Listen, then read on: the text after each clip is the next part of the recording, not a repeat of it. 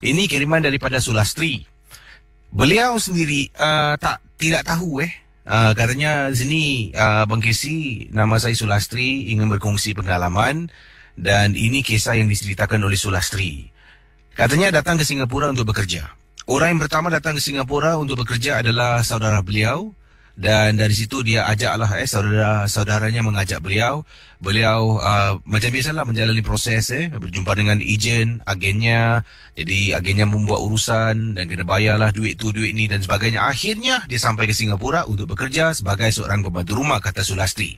Saya yang pasti datang ke sini untuk mencari rezeki. Bukan untuk buat kawan, bukan untuk cari teman hidup. Untuk mengumpul wang, dihantar pulang ke kampung supaya dapat menyara keluarga dan merubah hidup yang agak susah di kampung saya, kata Sulastri melalui kiriman, lewat kiriman ini adalah print screen yang saya buat melalui Facebook, private message di Facebook. Jadi Sulastri menceritakan bila dia datang ke Singapura ni, kedua orang tuanya dah meninggal dunia, tidak bersama dengan beliau lagi. Dia ada seorang saja anak, tapi dah berpisah dengan suami. Anaknya dijaga oleh kakaknya. Jadi bila dia datang ke Singapura, dia tak tahu yang sebenarnya kakak beliau ni secara senyap telah pun meletakkan sesuatu sebagai pendamping.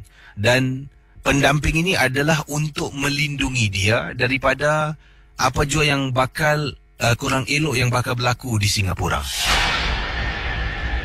Jadi, dipendekkan cerita kata Sulastri, saya diketemukan jodoh dengan sebuah keluarga Melayu Islam yang kesemuanya orangnya baik-baik, Bang Casey.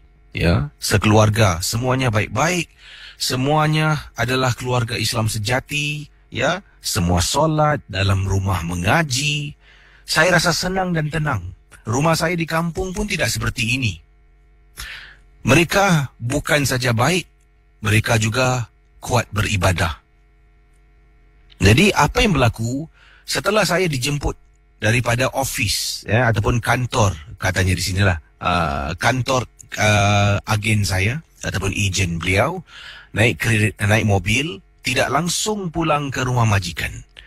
Saya dibawa untuk beli pakaian-pakaian. Saya ingat first stop saya, kita telah pun ke Mustafa Center, Kisi. Itu tempat yang pertama. Setelah beli belah pakaian di sana, saya diajak makan. Saya pun makan, dah shopping, makan, baru diajak pulang. Jadi ini membuat saya rasa percaya dengan majikan saya yang mereka adalah orang yang baik-baik. Masuk dalam rumah majikan. Dah settle down. Katanya saya pun dah diberi bilik. Katanya, Yanti ini bilik kamu. Yanti pula. Yanti tadi. Sulastri, ini bilik kamu menetap di sini. Jadi setiap pagi Yanti bangun solat subuh, selepas tu kamu buat kerja. Kamu habis kerja, katanya dari pagi tu start kerja, lepas subuh tu dah mula kerja. Kerjanya habis jam 8 malam. Selepas 8 malam kita semua akan lakukan perkara-perkara itu dengan sendiri. Jadi dia kerja dari subuh sampai 8 malam, subuh 8 malam. Itulah yang dilakukan. Dipendekkan cerita, inilah yang nak diceritakan. Bila saya berada di rumah ini, keluarganya baik-baik, solat berjemaah, mengaji, tutur bicara yang baik-baik. Enggak pernah saya dengar mereka bergaduh antara satu sama lain. Akan tetapi, hampir setiap malam akan kedengaran suara wanita menangis di hadapan pintu masuk rumah majikan saya. Kedengaran suara wanita menangis. Jadi pendengar Ria 897 FM, Yanti katanya, Yanti lagi, Sulastri katanya, keperanjat. Kenapa dong orang baik-baik ini depan rumahnya ada bunyi tangisan yang menyeramkan? Akhirnya beritahu tuan majikan pun katanya ada terdengar. Periksa. Rupa-rupanya dalam beg saya, bagasi dibawa bersama sejenis tangkal. Saya, katanya Yanti, dia Sulastri, beliau terperanjat bila melihat tangkal itu dalam beg. Jadi tuan rumah majikan tanya, ini siapa punya? Sumpah pak, aku nggak tahu. Rupa-rupanya tanggal itu dimasukkan ke dalam bagasi Sulastri oleh kakaknya tanpa beliau sedari. Jadi kenapa ada tangisan di luar rumah? Begini, tangkal itu di dalam sebagai magnet untuk menarik makhluk jin mendampingi Sulastri. Sampai depan rumah nggak bisa masuk. Jin itu terpaksa duduk di luar, tapi tangkalnya masih di dalam. Jadi oleh kerana dia diberi tugas, ya, wahai makhluk masuk, ikutlah Sulastri, jagalah dia. Jadi dia tidak dapat melaksanakan tugasnya, dia menangis di depan pintu. Sebabnya rumah ini sentiasa dibacain ayat-ayat suci, solat berjemaah, laungan azan, nggak bisa masuk. Kata Sulastri, maka itu dia kedengaran menangis di hadapan pintu. Setelah mendapat tahu tentang hal ini, tanggal itu dibinasakan ataupun dihapuskan, dan barulah keadaan tangisan itu hilang daripada gangguan waktu malam. Terima kasih dan selamat tengah malam. Pendengar Ria 897, hello, selamat tengah malam. Siapa bercakap ni? Malam, ni Zulta. Silakan. Bulan saya ingat rasa 2 bulan lepas saya nak kata tol lah pergi Pasir Ris macam tak tidur ada pip. Jadi okey lah, dah malam macam pukul 3 lebih itu kan. Jadi macam saya pun dah macam mendak lah, dah tak ada apa-apa nak buat lagi. Jadi saya tanya di situ yang swarm dekat Pasir Ris Park. Ya saya. Saya cakap dengan kawan saya, siapa nak ikut saya pergi swarm, jom lah. Lepas tu dia semua cakap, buat apa, buang masa. So kawan saya ni dua, dia cakap, ya okey lah, aku ikut kau. Dia dua-dua ikut lah. Tapi kita jalan sana. Kisi nak tahu benda tak? Tak ada satu manusia pun kat sana. Dah agak kita 3 je. Jadi tempat tu sunyi sepi lah. Sunyi sepi je, tak ada orang. Zul dah macam bulu rumah pun dah naik lah, dah macam dia takut. Lepas tu saya bilang kawan saya, korang berani tak nak masuk? Kalau berani boleh kita masuk. Kita baru kat luar je. Kat luar sekali nak masuk masuk macam tak nak fly, macam apa, segan-segan. Lepas tu kawan saya cakap, Zul, baik kita jalan lah, tak mau masuk. Nanti aku cerita dengan kau. Lepas tu sebelah swarm ni ada garden, macam satu garden ni kan. Lepas tu ada macam, saya cakap macam branch macam pokok yang dah jatuh. Dahan pokok lah. Dahan pokok. Kita 3 jalan baru lalu. Sekali macam ada benda macam lompat habis pijak dahan pokok tu tau. Lepas tu dah pijak, kawan saya tengok, habis cakap, mak, habis dia lari punya lah cepat. Habis dia cakap, kau lari, asal kau lari? Saya ikut je lari lah. Jadi ada 3 dulu kawan saya kita lari je. Saya lari, habis cakap, relax, jangan lari. Asal kau lari? Dia cakap, apa ni, aku tak boleh cakap apa-apa lah. Aku dah tutup, takut gila. Lepas tu dia tengok belakang lagi, benda tu ikut kisi. Dia macam tak tahu lah. Habis dia lari lagi. Saya pun ikut lah lari. Saya tak nak apa-apa jadi kan. Saya lari sampai yang beach sana ada, yelah, ada orang tengah pancing-pancing Okay, dia cakap, relax, tak lari. Lepas tu saya cakap, apa awak nampak? Jadi dia cakap, apa, tak tahulah macam mana, tapi macam lembaga besar ni, macam berjubah hitam. Tu saya terfikir-fikir, ini yang apa lembaga baju hitam. Saya cakap, saya tanya dia, awak betul bidik ni? Dia cakap, sumpah dia bilang, tak bidik. Dia betul-betul kejar kat belakang. So lepas tu aku lari je lah, dia cakap itu. Habis saya pun macam tak boleh lupakan lah. Sejak sampai hari yang seterus, saya masih ingatkan, tak boleh tidur. Hari itu je lah. Terima kasih Sama-sama. Kembali. Okey, itu dia pengalaman dari teman kita. Yang lain boleh cuba tembusi bilik siaran 69111897. Dan jadi ini kisah yang diceritakan ini datang daripada seorang perawat namanya Haji Sulaiman yang berkongsi kisah. Katanya, Assalamualaikum Kisi. Waalaikumsalam. Harap Kisi dapat baca kisah saya ini. Ini berkenaan dengan satu peristiwa yang melibatkan penggunaan media sosial. Dan harapan saya ni setelah mendengar kisah ini, kita lebih berhati-hati dan lebih rasa sensitif terhadap apa yang kita kongsi, kita gunakan di di ruang media sosial ini. Inilah kisah yang dikirimkan kepada saya ke alamat ria@mediacorp.com.sg, kiriman dari Haji Sulaiman.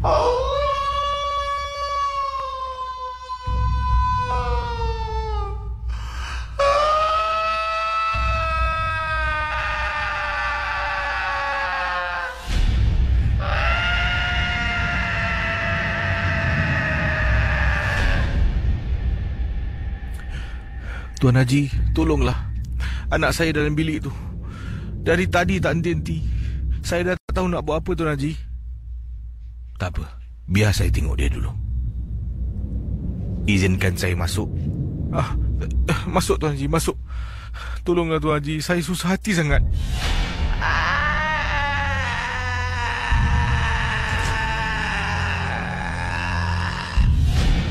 Bismillahirrahmanirrahim. Apa masalah kau ni?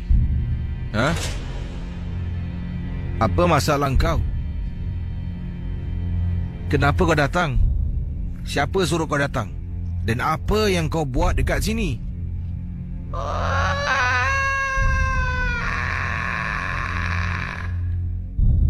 Pendengar Ria 897 FM.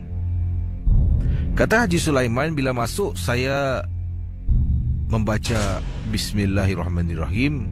Kemudian saya mula soal dan tanya. Dia tak indah tentang pertanyaan saya. Dia hanya terus mengerang, meraung waktu malam tu. Jadi saya mula membaca beberapa surah untuk dapatkan perhatian dia, yang saya sedang bercakap dengan dia. Saya mula baca dan baca.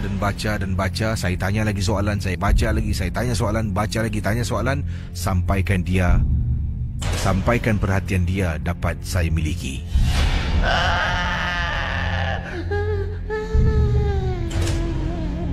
Apa kau nak, orang tua? Apa kau nak? Aku nak tahu kenapa kau datang sini. Apa urusan kau dengan budak ni? Siapa suruh kau datang? Kau tahu tak, engkau memang tak boleh masuk dalam tubuh orang. Tempat kau bukan dekat sini. Engkau tak takut ke dengan azab neraka?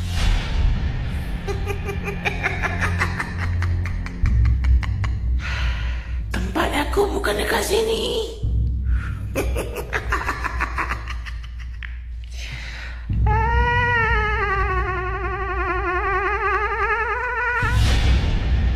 Tiba-tiba dia membuat satu bunyi yang juga menakutkan. Matanya dibeliakkan, kemudian dia tunjuk. Jari telunjuk menunjuk ke satu arah. Bila saya tengok, saya pandang, dia menunjuk kepada laptop yang ada di atas meja dalam bilik tersebut. Dia tunjuk dekat laptop tu sambil mata terbeliak, sambil dia mengeluarkan bunyian yang agak menyeramkan pada malam tu.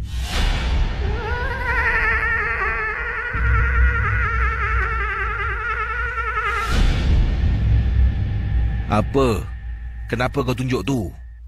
Apa benda tu kena mengena dengan hal ni?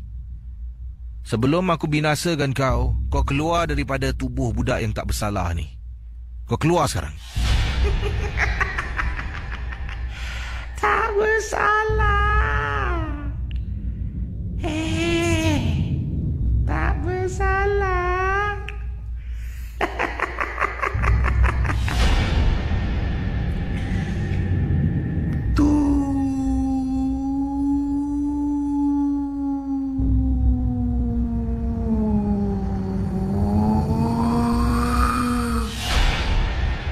Saya suruh ibunya mengambil laptop dan serah pada saya. Saya membuka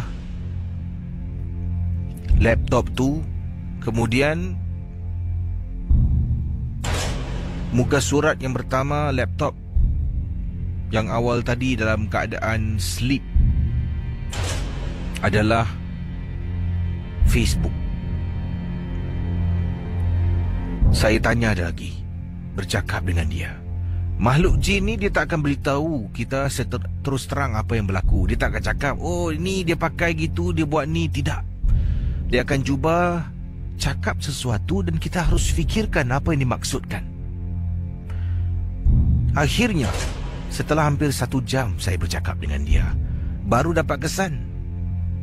Rupa-rupanya budak perempuan ni menggunakan gambar sebagai profile picture. Gambar ini adalah gambar milik seorang perempuan yang dah pun meninggal dunia. Dan kebetulan perempuan ni pula, dia meninggal dunia kerana dibuat orang. Kebetulan, entah benar ataupun tidak, daripada pertuturan itu yang saya dapat andaikan kisah yang berkaitan. Jadi setiap kali dia masuk Facebook, dia akan tenung gambar profile picture-nya sendiri. Bila dia tenung, ini adalah satu penyakit ain, pandangan mata ain, kata Haji Sulaiman.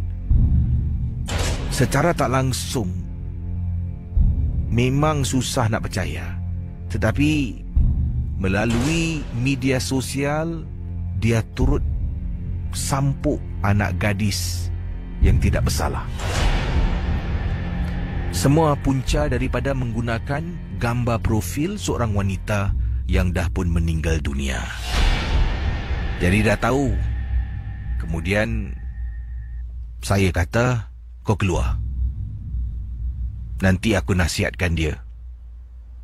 Kau keluar.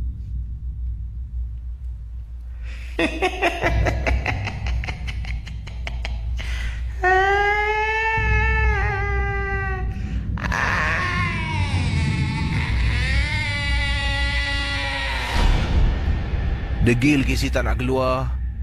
Tak nak keluar. Saya bercakap dengan dia, terus dah tak layan. Dah tak layan, tak indahkan saya. Saya mula membaca dan terus membaca, sampaikan dia terpekik-pekik Casey. Dia kata sakit, dia kata panas. Kemudian suara budak ni keluar. Mak, tolong mak. Mak, tolong. Mak, tolong. Ika dah baik mak. Ika dah sihat.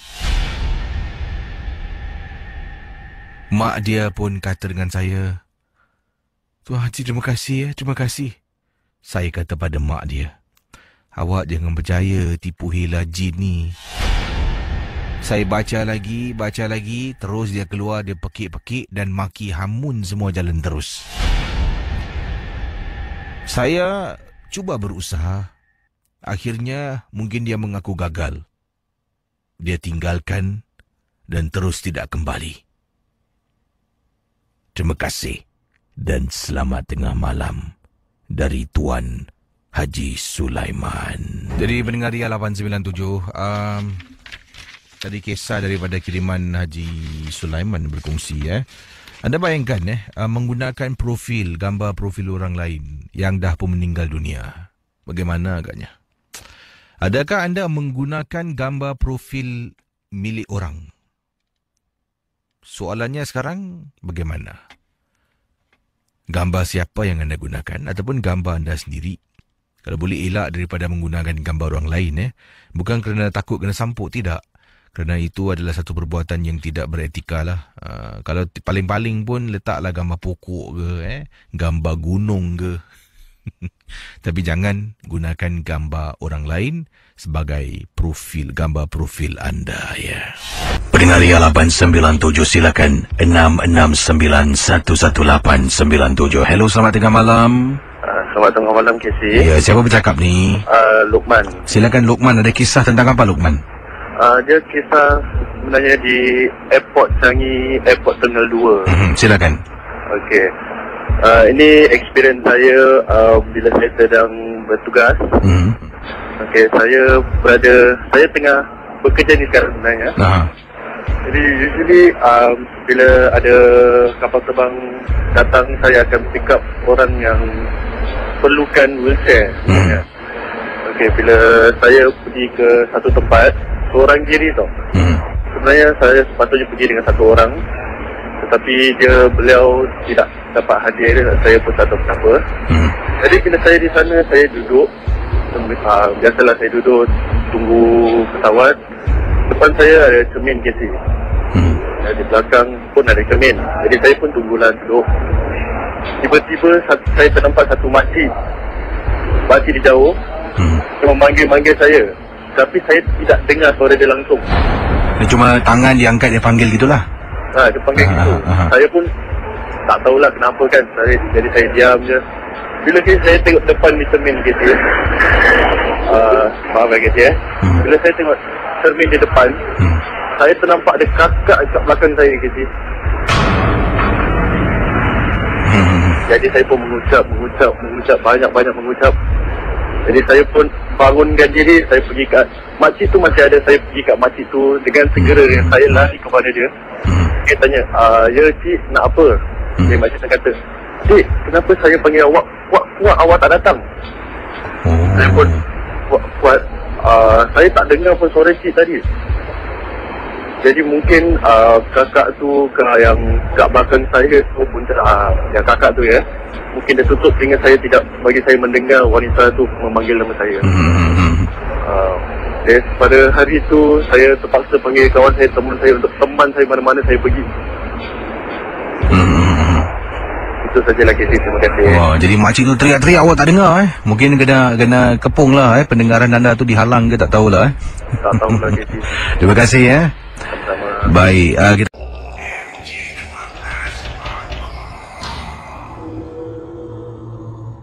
Baik, saudara pendengar Rian 897, kisah yang selanjutnya ini datang daripada pendengar kita Abah Wan berkongsi peristiwa ketika dia memancing. Dan Abah Wan dipendekkan cerita, agaknya panjang kisahnya. Saya dah pun memahami apa yang dikirimkan di sini. Abah Wan gemar memancing. Selalunya dia akan pergi memancing ni dengan members lah, kawan-kawan Dan members ni cuma 2 orang je lah, termasuk beliau 3 orang kaki pancing. Macam-macam pelusuk telah pun saya pancing. Tapi ini ketika kejadian ini berlaku, sekarang tempat ni dah tak boleh masuk lagi ke sini, dah pun tutup katanya Abah Wan. Ini tempat kalau tanya kaki pancing, kalau orang ni cakap dia hantu pancing, dia mesti tahu tempat ni di Singapura. Ini dekat kawasan yang dipanggil Hyundai, katanya Abah Wan. Waktu tu saya memang nak pergi pancing, sebab dah lebih kurang hampir seminggu saya tak pegang joran. Kalau cakap seminggu tak pegang joran, orang cakap, alah baru seminggu. Kalau dah kaki pancing KC, setiap 2-3 hari mesti singgah tepi laut ni. Sebab kami ni, saya dengan teman-teman adalah pemandu teksi. Ada masa lapang kita akan pergi pancing, kadang-kadang sejam 2 jam. Tepi sungai dekat Pasiris pun pernah pergi. Sajalah KC sambil pancing tu, sambil kita berborak-borak dengan members. Tapi pada hari tu saya nak pergi dengan kawan, dah janji. Sekali sesuatu berlaku, teman saya tak boleh datang. Saya terpaksa pergi seorang diri. Pergi KC. Tempat ni taksi kena park luar, saya kena jalan kaki. Angkat joran, angkat kotak pancing ni, masuk seorang diri. Jalan sampai dalam. Dah pacak joran, dah lontar semua. Saya pun duduk tunggu masa untuk umpan saya digigit ikan. Tempat ni memang agak dalam sedikit, jauh daripada orang-orang awam. Tak ramai orang yang tahu tentang tempat pancing di Hyundai ini. Tengah duduk, tiba-tiba saya dengar tau KC, petang hari saya sampai tu. Niat di hati nak pancing 2-3 jam terus balik. Tengah duduk petang hari, dengar bunyi seolah-olah macam bunyi burung hantu. Dalam hati ni saya tertanya-tanya, bunyi macam burung hantu, takkan burung hantu keluar pada waktu petang? Jadi kata Abah Wan, saya pun okeylah, tak apalah, jangan indahkan lagi lah. Anda bayangkan Abang Wan masih berada di tepi pantai ni, seorang diri members tak dapat datang.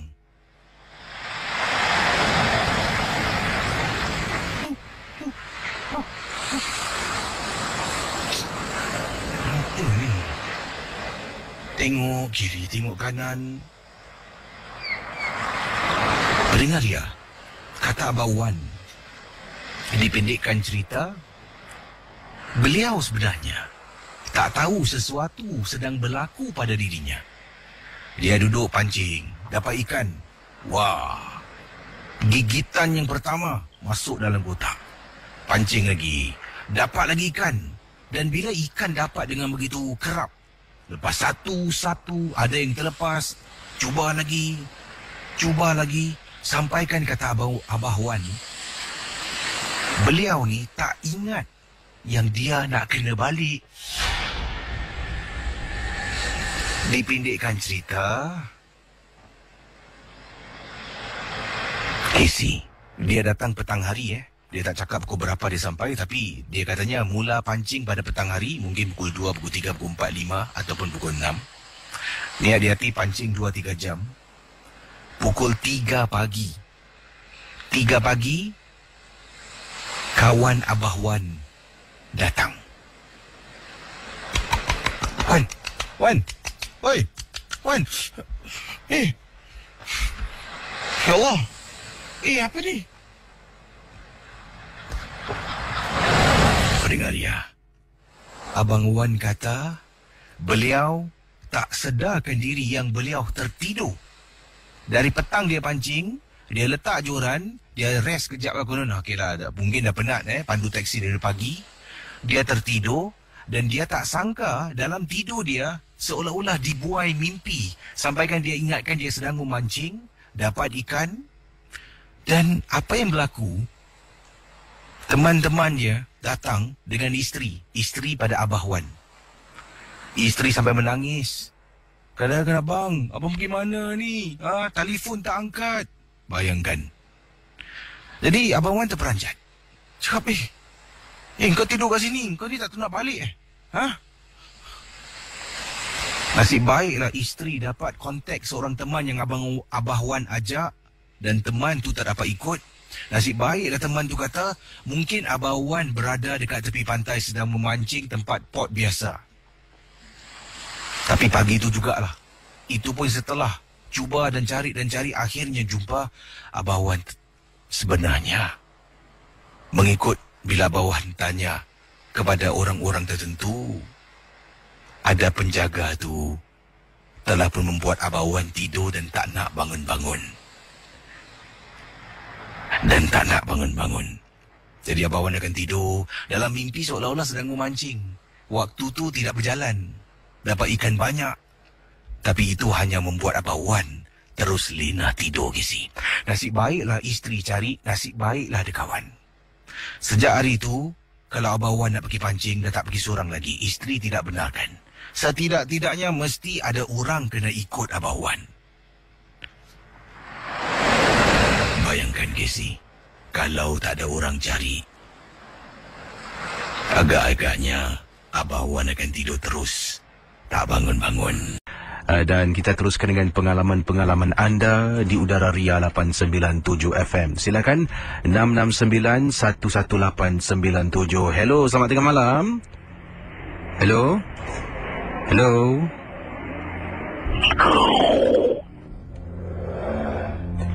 Baik, silakan 669-11897 Ini kalau betul-betul lah dia makhluk halus takkanlah dia tunggu sampai suara keluar radio Hairan macam-macam orang Baik, 669-11897. Kita terus ke hujung talian, silakan. Hello, selamat tengah malam. Hello, salam. Hello. Cerita, nama saya Salim Cik Salim, ada pengalaman tentang apa Cik Salim? Saya pengalaman dulu dekat di Kolam Air Silakan. Cerita ni macam satu hari saya pergi kat sana Kolam Air ni. Ini tahun 1968 Okey. Bila saya jalan kat sana tu, ada kuartus kosong Dari hari tu hujan lebat lah. Ini hujan lebat, saya tak tempat nak berlindung. So saya pergi kat kuartus kosong tu blok F lah. Sekali satu hari tu, waktu tu sudah jam hampir-hampir nak pukul 11 tu. Saya kerja factory kat sana dekat Pulang Maya. Habis saya dah tak ada can lagi, saya lari pergi dekat tu quarters lah. Saya masuk je kat situ, kosong di rumah tu, saya masuk, saya tolak pintu tu, kosong, tak ada orang. Saya duduk sekejap lah. Baru hujan makin lama makin lebat lah. Saya dah tak boleh ingat apa-apa lagi kan. Saya duduk je lah. Sekali ada lihat satu bau datang lah. Bau macam, tak cakap mayat ni bau ke, bau busuk lah. Saya pun tak tahu apa nak fikir kan. Saya baca-baca speed dia kurang lah. Saya baca-baca pun tak jalan juga kan. Hari-hari bau dia makin kuat lah. Saya pun dah tak boleh tahan. Saya pun ambil rokok atas batang. Saya pasang, saya isap lah. Sekali belakang saya ni ada satu besar dia, orang lah macam hitam lah. Terus saya tak boleh cakap apa lagi lah. Saya dah macam saya tak boleh bikin apa sampai saya kalau cakap jangan marah saya sampai terkencing. Saya tak boleh bikin apa lagi lah. Jadi saya diamkan diri kan terus. Habis-habis lepas itu saya nak jerit dengan orang pun dekat luar tak ada. Saya pelan-pelan baca pelan-pelan. Kat atas pula ada orang. Apa ni dekat tu ceiling tu, dia orang ketuk-ketuk. Macam orang ketuk-ketuk lah. Habis saya pusing belakang, orang tu dah tak ada tau. Orang tu dah tak ada. Orang tak boleh jadi lah. Hujan-hujan nak pun saya keluar pelan-pelan satu dua tapak. Sekali ada bau pokok bunga melo lah. Ada bau pokok bunga melo. Lalu pintu tu hujan lebat. Pintu tu tutup, saya dah ke dalam. Saya tak boleh cakap, saya terfikir apa-apa. Saya mengucap, saya baca-baca lah. Baca, saya diam. Sekali saya dengar bunyi apa tau. Macam yang perempuan India pakai tu lonceng kaki tu pergi. Cing. Dia sudah datang. Makin lama makin dekat pintu saya tu. Yang dekat rumah kosong tu. Saya rasa takut lah. Saya tak fikir apa-apa. Cing. Jalan sampai hampir kat pintu rumah kosong tu. Saya tak fikir apa. Saya satu kali bertandang. Saya terus keluar. Terus saya jatuh, hujan lebat, rumput luar, saya jatuh. Macam dia ada di depan saya tau. Rasa saya macam gitu lah. Terus saya dapat lari lah. Itu cerita dia. Terima kasih ya. Baiklah, berikut ini datangnya daripada Raizan. Kata Raizan, selamat tengah malam bro. Selamat tengah malam Raizan. Pengalaman saya tak seram sangat. Tapi ini berlaku pada hujung minggu lalu. Hari Sabtu, saya dan juga ibu, ayah, adik-beradik. Kami kesemuanya 5 orang pergi ke Pulau Ubin untuk berbasikal. Jadi bila kami dah sewa basikal, yang masing-masing nak kayuh pergi masuk pendalaman kawasan Pulau Ubin tu, bila dah jalan jauh, ada satu kawasan ni, tempat ni dia macam, dia macam meladang pokok-pokok getah. Jadi kami pun letakkan basikal dekat tepi. Di situ ada satu pondok. Saya, ibu, ayah dan adik-beradik yang lain duduk, minum dan makan. Ada sandwich yang dibuat oleh ibu dibekalkan untuk treat kami. Sedang makan, saya perasan Saya perasan dekat salah satu pokok getah ternampak macam ada orang berdiri. Yang menakutkan sangat-sangat bila saya sekali pandang saja, lidahnya panjang sampai ke lantai. Ketika yang saya nampak benda tu dah nak dekat masuk senja, ya, pukul 6 lebih nak dekat masuk 7 malam. Jadi saya terperanjat, terlihat benda tu lidah sampai ke lantai, berdiri memerhatikan kami sekeluarga sedang nikmati juada dan berehat. Bila saya tengok, saya terkejut, sampaikan roti yang saya pegang terjatuh. Ibu dan ayah terus toleh, benda tu dah tak ada, saya pun dah tak nampak. Jadi tiba-tiba ayah saya kata, cepat makan. Dah, kita balik sekarang. Katanya, bila kami semua dah angkat barang-barang, nak naik basikal, keluar dari kawasan tu nak kembali ke jeti, Kisi nak tahu tak? Dalam perjalanan, kami berlima kayu basikal. Basikal adik perempuan saya tak boleh bergerak. Kayu macam berat. Bila periksa, tidak ada apa-apa pun. Bila periksa basikal, memang tak ada apa-apa, semua macam biasa. bila ditunggang kayu boleh bergerak, tapi pelan sangat, kena letak effort macam nak naik bukit yang tinggi. Jadi hairan Kisi, cukup hairan. Tiba-tiba bila ada kayu jauh sedikit, ada seorang pakcik ni, ada satu rumah ni, di sana dia ada jual minuman, dia keluar. Dia pun datang dekat kita, dia kata, kenapa tak duduk sini dulu minum air? Jadi bapak saya kata, taklah cik, kami semua nak balik. Pakcik tu kata, lebih baik awak duduk sini, kan basikal tu berat. Ayah terkejut, macam mana pakcik ni tahu? Jadi kami semua duduk minum air. Setelah waktu maghrib, ayah pun dan ibu semua tumpang solat. Selepas solat kami keluar, basikal adik semua dah boleh macam biasa bergerak. Sampai dekat jeti, kami terfikir-fikir, apa benda yang pakcik tu nampak, kita semua tak nampak. Baik, daripada seberang tambak kita beralih kisah ini ke Singapura pula. Bersama dengan pendengar kita, hello, apa khabar Cik Unan? Assalamualaikum. Baik, dan anda buat panggilan, Waalaikumsalam warahmatullahi. Buat panggilan dari mana ni? MacPherson. Ini MacPherson, estate perumahan Otai, tempat lama ni. Pengalaman ni berlaku bila? Tahun lepas ke dah lama berlaku? Ni baru-baru juga lagi. Apa kisah ini? Silakan. Saya muskil lah. Saya nak biar saya kasih pendapat ni saya muskil. Yang baru-baru ni saya beringkuk rokok. Maka saya dah beringkuk tu saya letak atas pinggan. Nanti saya dah letak atas pinggan tu, saya letak atas meja lah. Lepas saya goreng lagi lah. Tak semena-mena sekisi dalam berapa minit itu, yang saya letak atas meja tu, meletup isi. Pinggan tu meletup, pinggan tu. Kalau pinggan tu jatuh, pinggan tu dengan jatuh dengan seketik-seketik kalau macam. Ini dengan berderai tu. Pinggan di atas meja meletup. Saya terperanjat. Saya astagfirullahaladzim. Saya pun tak tahu. Nenek saya yang ada di rumah lah. Waktu tu lepas maghrib lah. Dalam baru-baru ni ada lepas itu. Itulah saya muskil. Kenapa pinggan tu boleh meletup tu yang macam saya tancik.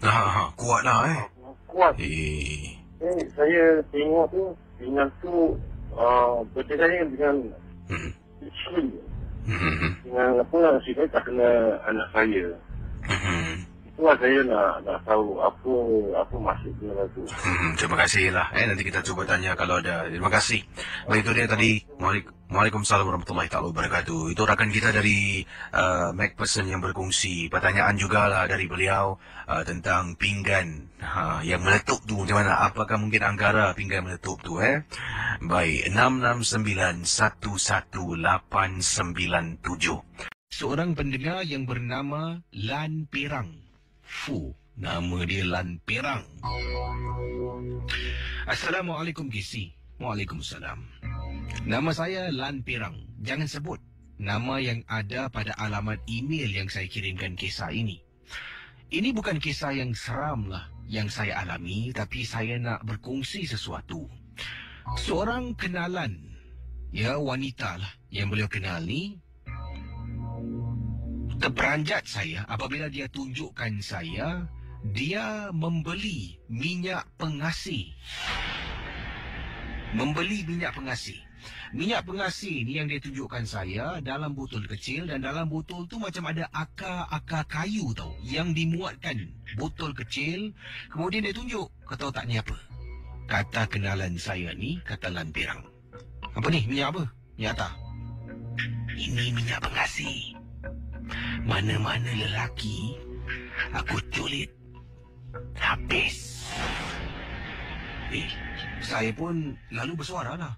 Kau jangan main-main sih dengan benda ni. Tak ada apa-apa. Aku nak cari duit lebih je sikit, kata perempuan ni kepada saya. Bila saya dengar, saya pun terperanjat. Maka itulah saya kirimkan ini untuk kita lebih berwaspada. Kalau ada seorang wanita ni menghampiri anda, rambutnya panjang sampai ke bahu, kemudian dia konon-konon nak terlanggar ke, tolonglah jangan eye contact dengan beliau. Antara benda yang akan berlaku, dia akan culit minyak tu, tak kira bahagian mana pun. Baju terkena sekalipun okey, tapi selepas dia culit minyak tu kepada seseorang, khususnya kaum lelaki, jangan pandang pada matanya untuk selama 5 saat. Dalam masa 5 saat, culit, tengok mata, dia senyum, habis. Itu yang dia beritahu saya.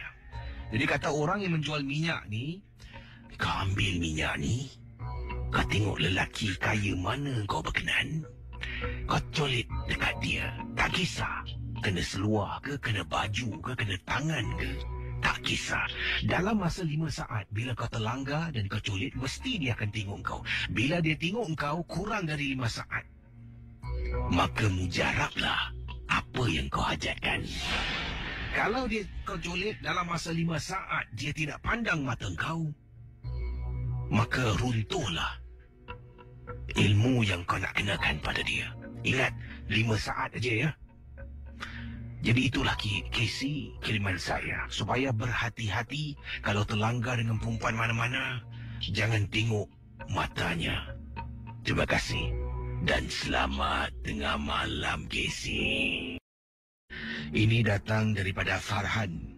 Beliau berkongsi peristiwa dan kata Farhan, saya adalah salah seorang anggota teater dari Malaysia. Ya, ini kisah ni tentang satu pementasan teater lah yang mereka sedang berlatih. Dan dalam pementasan teater ni ada scene, ya, ada satu babak ni di mana kita perlukan props, iaitu keranda. Ya, keranda yang harus diangkat, diusung. Saya tak tahu kenapa, saya ni sebagai seorang props manager, kita boleh buat, ya, menggunakan perkakas-perkakas, kayu-kayu yang ada, memang senang nak buat keranda. Tapi tuan director pada pementasan ini mati-mati suruh gunakan keranda yang betul, bukan yang uluk-uluk. Dia nak betul-betul keranda tu. Dia suruh saya dengan beberapa teman yang lain pergi source it out, pergi cari keranda tu. Mungkin kalau boleh sewa keranda tu untuk pementasan. Jadi akhirnya kita jumpa dengan seorang pakcik ni yang katanya nak sewakan keranda. Kemudian kita bayarlah duit sewa tu, kita bawa keranda tu kembali ke studio. Kata Farhan, beliau ni sebagai props manager, menyiapkan barang-barang yang ada di pentas lah, untuk dijalankan lakonan pementasan ini. Jadi apa yang berlaku ni, kadang-kadang bila pelakon-pelakon ni mengadakan latihan, ya, mereka ada script reading, saya pun sibuk di belakang sebenarnya untuk betulkan props yang ada ataupun untuk buat yang baru. Dan akhirnya bila mereka pulang, saya kadang-kala balik agak liwat. Dan pada satu hari ini, saya seorang diri saja. 2 orang teman saya yang membantu saya untuk buat props ni pun pulang lebih awal dari saya. Saya seorang diri, kisi, di dalam teater sedang buat persiapan dan cuba tengok apakah lagi barang-barang yang perlu ada. Apa yang berlaku, keranda yang kita sewa adalah keranda yang betul, bukan yang dibuat daripada kayu, bukan dibuat sebagai props. Tapi ini adalah keranda yang original, yang mana ramai yang meninggal dunia telah pun menggunakan keranda ini. Keranda ni pula berada dekat sebelah ujung, ya, diletakkan di atas kerusi, kiri dan kanan kerusi tu. Jadi keranda tu macam baring lah atas kerusi sebelah kiri dan kanan. Saya ni pula sedang duduk sambil buat stock check, tengok apa lagi perlu saya siapkan, takut-takut terlupa, kisi. Sedang saya buat stock check, keranda yang terbaring dekat atas kerusi, jadi keranda tu ada hujung lah, hujung sebelah kiri atas satu kerusi, hujung sebelah kanan satu kerusi. Tiba-tiba salah satu kerusi tu bergerak dengan sendirinya ketika saya sedang buat stock checking. Saya terperanjat tu, kisi. Dan saya cuba fikirkan yang positif, tak nak fikir yang bukan-bukan. Saya teruskan, ya, katanya di sini, saya teruskan kerja saya untuk buat stock check props yang diperlukan untuk pementasan ini. Tiba-tiba cek lagi, bergerak, kisi. Keranda tu bergerak dengan kerusi-kerusinya sekali. Dan tahu-tahu Casey, dekat yang saya duduk ni, dekat sangat dengan keranda, dan boleh dengar dalam keranda tu macam ada orang sedang ketuk-ketuk dan terpekik-pekik seolah-olah nak keluar daripada keranda tersebut.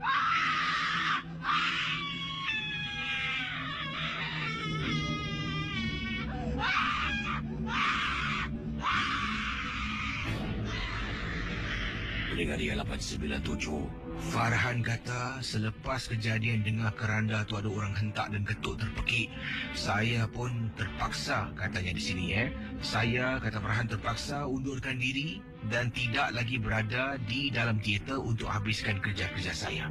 Casey, gangguan bukan saja terkena pada saya, malah terkena pada pelakon-pelakon, kru-kru teater yang lain. Ada yang menceritakan pada saya bila mereka sedang berada dekat belakang ni, mereka rasa-rasakan mereka sedang diawasi oleh sesuatu. Ada juga mengatakan mereka pernah nampak ada susuk tubuh yang berbungkus seperti makhluk pocong yang ada di belakang pentas, iaitu di kawasan props area. Dan akhirnya beberapa hari sebelum pementasan diteruskan, director memberitahu supaya jangan gunakan props keranda ni, yang ini kasih balik, kalau boleh buat yang baru. Jadi saya pun kata pada director, bukan saya tak nak buat yang baru, ini tinggal beberapa hari lagi, mana ada waktu yang saya nak buat yang baru. Akhirnya setelah kita berbincang, kita bertekak dan tetap menggunakan keranda yang saya sewa, yang betul, yang asli. Pada 2 hari sebelum pementasan, keranda yang sama digunakan untuk salah satu babak lah kematian. Bila nak angkat keranda tu dari kerusi, seolah-olah dalam keranda tu ada sesuatu, ada seseorang, punyalah berat. Tahu-tahu tuan director bersuara, "Hey, kan aku dah cakap jangan tabur pacai. Aku tak nak pacai. Aku cuma nak keranda ni je." Kemudian kita pandang antara satu sama lain. Saya pun menjawab, "Mana ada pacai? Aku tak tabur pun." "Habis macam mana aku boleh bawa pacai?" Isi, keranda tu masih belum boleh diangkat sebab berat sangat-sangat. Kita pun lepaskan tangan. Kita tengok apa yang berlaku. Keranda tu bergegar Casey. Sampaikan tuan director terperanjat. Saya pun dah memang tahu hal ini berlaku, cuma terkejut bila nampak depan mata benda tu di depan kawan-kawan yang lain, katanya Farhan, mengganggu. Dan akhirnya keranda tu tidak digunakan. Saya terpaksa buat yang baru dengan lebih ramai orang membantu saya untuk pementasan ini. Itulah kisah pengalaman yang diceritakan oleh Farhan yang berlaku di Malaysia, di mana antara props yang digunakan untuk pementasan ini, kata tuan director nak gunakan keranda yang asli, yang original. Macam-macam nak asli, nak original, hati-hati je lah. Misteri Jam 12. Baik, kiriman yang saya nak bacakan ini pula, kiriman email yang dihantar oleh Farhana. Katanya Farhana dalam kiriman email kepada saya. Assalamualaikum kepada semua pendengar rancangan MG12 dan juga kepada bukan Islam dan juga bukan Melayu yang mendengar rancangan ini. Apa khabar semua? Kisi, harap Kisi boleh bacakan pengalaman saya. Saya ingin berkongsi satu ketika dahulu pernah saya temankan nenek saya di hospital. Jadi nenek saya ni telah pun ditempatkan di sebuah bilik khas. Dalam bilik ni hanya nenek saya seorang saja yang ada dan memang dibenarkan seorang ahli keluarga untuk tidur dan temankan nenek di dalam bilik beliau. Saya lah yang kena sebab waktu itu saya seorang pelajar dan sedang dalam cuti sekolah, Kisi, katanya Farhana. Dan apabila saya tidur ni dalam bilik yang khas, bilik yang khusus ni, ada satu sofa bed yang saya boleh gunakan untuk jadikan tempat tidur. Nenek saya memang dah tak boleh bercakap. Dia pun dalam life support system di mana paling-paling pun jarinya akan bergerak. Jadi apa yang berlaku ketika saya sedang tidur dalam bilik hospital ward nenek saya ni, saya dengar tau. Nenek saya memanggil saya, Farhana, Farhana. Pendengar Misteri Jam 12, bila dengar beberapa kali nenek panggil, saya buka mata. Bila saya toleh, terperanjat saya sebab nenek saya memang dalam keadaan terbaring dan tak boleh bersuara pun. Jadi saya bangun, duduk dekat sofa, istighfar beberapa kali. Pendengar Ria 897, kemudian saya bangun, saya pergi tandas. Dalam ward tu memang ada satu tandas. Masuk dalam tandas, saya cuci muka saya untuk hilangkan rasa takut. Mungkin nenek saya pun perlukan saya bangkit, bangun dan bercakap-cakap dengan dia walaupun dia tak boleh respon. Kemudian bila saya nak keluar dari tandas, saya terperasan. Ya, apa yang berlaku ni saya terperasan, nenek saya ni seolah-olah jari-jarinya bergerak tu Kesi. Mungkin nak sesuatu, nak bercakap dengan saya. Saya pun menghampiri nenek saya dan saya pegang tangan nenek saya. Kemudian saya mula bercakap dengan dia lah. Ni, macam mana ni? Makin sihat ke? Saya berbual dengan nenek saya. Dan kemudian nenek saya dapat saya rasakan dia macam genggam tangan saya tau. Walaupun taklah kuat, tapi saya dah boleh rasakan yang nenek menggenggam tangan. Pendengar Misteri Jam 12, tiba-tiba saya terperasan. Ya, terperasan sesuatu dekat tingkap hospital yang mana saya dengan nenek saya sahaja yang ada. Dekat tingkap hospital tu kelihatan sebabnya ia reflection tau. Dalam bilik nenek saya ni agak terang, ada lampu yang dinyalakan, luar tu agak gelap, jadi nampak reflection. Pendengar Ria 897, bila saya tengok dan tenung, seperti ada raut wajah seseorang dekat luar tingkap dengan mata terbeliak merah sedang tengok kami berdua berada dalam ward nenek saya. Bila saya tengok, mula-mula tak perasan. Tapi bila saya tenung, macam muka orang Saya tengok dan tenung, makin lama makin dapat lihat susuk tubuh ataupun susuk bentuk wajah yang ada pada jendela ward nenek saya. Kemudian saya pun bacalah surah. Mungkin itulah reaksi nenek saya nak saya bacakan surah. Saya pegang tangan nenek saya dan saya mula baca Bismillahirrahmanirrahim. Qul ya ayyuhal kafirun. Saya mula baca surah. Apa jua surah yang saya hafal, saya baca sampai habis, saya temankan nenek. Daripada tangan nenek saya yang genggam tangan saya kuat ni, selepas saya baca beberapa surah, tangannya dilembutkan, dan barulah lepas genggaman tangan nenek saya pada saya. Mungkin benda tu pun dah tak ada, nenek saya pun dah tak nampak. Tapi Kesi, saya boleh lihat. Apa yang saya nampak, saya rasa mungkin hanya sedikit, 10% daripada apa yang nenek saya nampak dengan jelas. Sebab itulah, bila saya keluar dari tandas, tangannya seolah-olah bergoyang-goyang memanggil saya. Mungkin menyuruh saya membaca surah untuk dia. Terima kasih dan selamat tengah malam, Kesi. Halo Kesi, apa kabar? Assalamualaikum. Oh, Waalaikumsalam. Ini Pak Rin nak cerita satu kronik kes ya. Ya, silakan Pak Rin. Saya cakap pasal pembantu Malaysia. Pak Rin pernah pengalaman. Pak Rin tak nak sebut lah. Semua pembantu Malaysia ni baik, aku sayang korang. Tapi ada juga yang kes kronik wanita Indonesia. Ini kerana percintaan apa tak Kesi? Percintaan yang terhalang antara Bangladesh dengan perempuan Indonesia. Kesi tahu tak? Bukan semua kadang-kadang memang kita tidak bertepuk sebelah tangan, tidak berbunyi. Tapi sebenarnya memang benar perempuan Indonesia ni perempuan baik, perempuan mid. Tapi ada juga bila mereka di sini, mereka ada juga bukan kosong. Ini sepadan kes satu kronik kes seorang pembantu pekerja Indonesia Kesi menyangka itu pasal Bangladesh pun kronik. Kau ingat perempuan Indonesia semua kau boleh mempermainkan. Tapi akhirnya kau ingat nak jadi .com.Salman Khan kan. Tetapi akhirnya apa tahu dia terkena dengan satu wanita Indonesia pembantu Bangladesh. Ini apa tahu Pak Din tolong sebab apa? Dia bekerja sebagai pembantu apa tahu Kesi. Sebab pencuci sampah macam orang kata cuci blok kan. Dan dia tinggal dekat tong sampah tepi storeroom Kesi. Yang Pak Din kasih tahu ni sebab foreman ni kenal Pak Din. Foreman dia Melayu dan akhirnya kesian. Kesi tahu tak kenapa foreman dia cerita, Pak Din cerita kenapa Pak Din kenal dia melalui jodoh perubatan Pak Din tu dengan foreman Melayu. Kenapa Pak Din cakap pekerja ni satu di Bangla ni dah mengamun, dah menghayal, dah .com dah digila bayang, dah kena satu macam mekis bongok Siang malam kalau dia lepas tak nak kerja ke si, dia kerja, dia buka nama Malaysia, dia cium.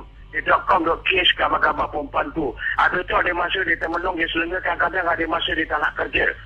Kesi percaya tak? Itu pasal Pak Lim cakap kesi. Memang perempuan Indonesia ni semua baik-baik, pembantu. Tapi kadang-kadang apabila cinta dah melekat dengan seseorang, aku akan tetap juga menggunakan ilmu aku. Kesi tahu tak? Bukan semua kesi ingat apa. Perempuan Indonesia ni semua ingat dia nak Bangladesh. Sebenarnya kadang nombor satu, maaf cakap orang perlukan .com duit. Kadang-kadang Bangla ni baik pula. Kasih dia jiwa raga semua. Segalanya dia kasih. Termasuk handphone. Kesi tahu tak? Kesian pemuda Bangla ni kesi. Tapi Pak dia tak salahkan pembantu Indonesia. Sebab kau.com, kau sendiri yang nak mengenali mereka. Tapi dia terkenal salah wanita yang dipanggil apa tahu? A fatal attraction in love. Don't play, Perempuan Indonesia kan wanita juga. Nanti kalau dia dah gila seseorang, a woman kalau dia gila seseorang, kalau macam lagi, aku dah suka kau, aku ikat kau. Ikat apa tu kasi? Ikat semangat, ikat zahir batin.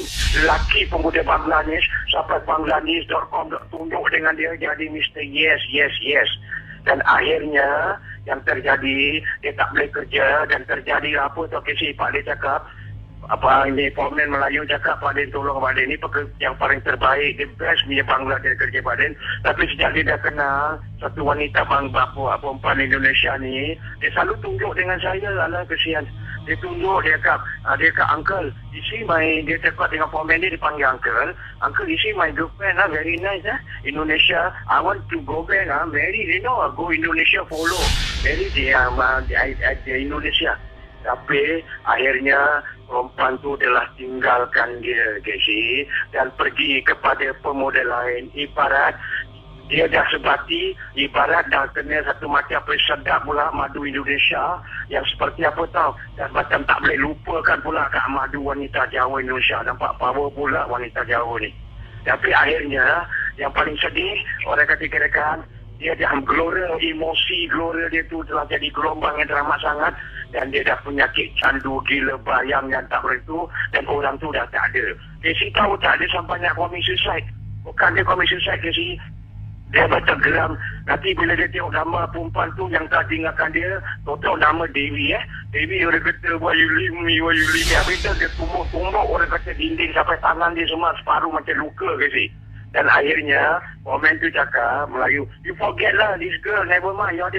Bila Pak Adin datang, Pak Adin nak bantu, dia cakap apa tau, uncle why you want to come? Pak Adin cakap dengan dia, your comment say you got problem, you cannot forget this girl like nobody business, what happened?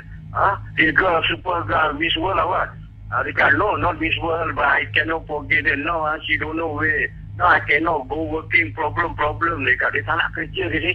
Bila Pak Adin cakap, komen Melayu kan ambil gaji, kadang-kadang kasih dia duit, buka post office dia, Kesi tahu tak? Gaji Bangla ni mana? Cukup ala, kesian. Baru ada kata 900 Kesi, kalau overtime baru ada 1,000. Kesi tahu tak? 800-900 dia kasih semua lah perempuannya sampai dekat rumah dia, Pak dia tengok setawa. Ya Allah sedih. Dia makan nasi dengan air je lah, dengan telur sambal je hari-hari lah. Kesi tengok power.com ini Made Indonesia sudah menggodai orang kata-katakan pemuda Bangla sampai habis. Jadi orang kata bankruptcy.com dah habis gaji 800. Ada cakap why you give this girl all their pay? I cannot love because this girl one I love. Di sini Pak Din tahu yang dia ni bukan saja dia cinta Kesi, kadang-kadang dia sudah juga terkena lah orang kata santet asmara dana. Kronik lah. Mana ada orang pernah dengar ilmu santet asmara dana, the black magic of love, in love. Itu pasal when a woman is in love, dah kita ada pada semua suami orang, atau siapa pemuda dia cakap perempuan kalau dia sayang kau, kalau dia dah main sampai lubang cacing nanti dia cari kau tau. Itu pasal jangan ambil jiwa perasaan perempuan. Banyak semua perempuan boleh suka dipermainkan. Kesian, jangan nyanyi wanita saya aku be a good man lah.